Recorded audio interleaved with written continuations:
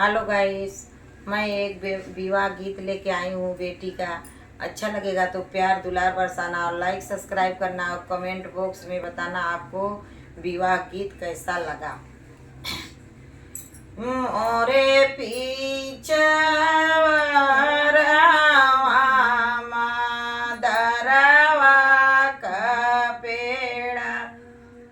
फूलवा फूले लागो बेदार जी। मोरे पीछे दरवा का पेड़ावा फूलवा फूले लागो बेदार जी। फूलवा लोड़ाना चलाई बेटी कावाना देई अरु झाला के सिया गो पेड़ाड़ घोड़ावा चढ़ालाया वही दूल्हे दूल्हा रुआ नीरा काई के सिया गो पेड़ाड़ चढ़ू चढ़ू मोरियो दूल्हे मोरी गोरीबा भाभी डेवड़िया के ठाड़ा जी।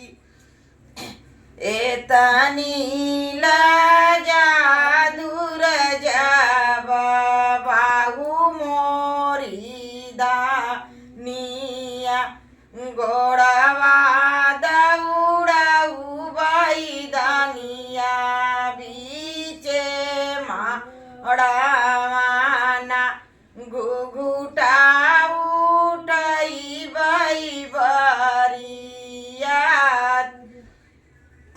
बीचे माड़ावाना दानिया घुघुटा उठाऊ देखा भाई माइला जिया तो आर मोरे पीछा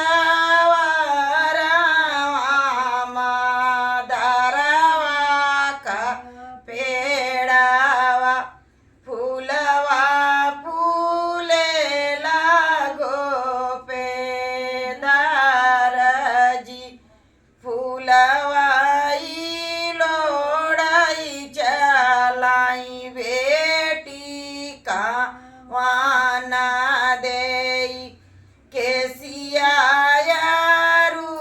जल गो पेदार घोड़ावा चढ़ालाया वही दूल्हे दूल्हा रुआ निरखाई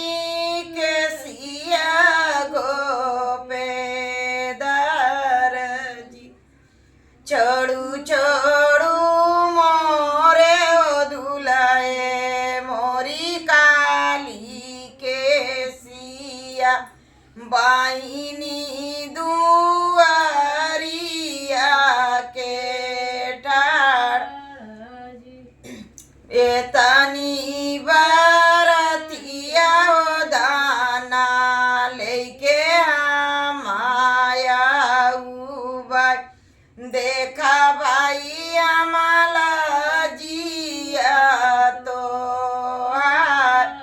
बीच माड़ावाना दाना जय माला डाला पकड़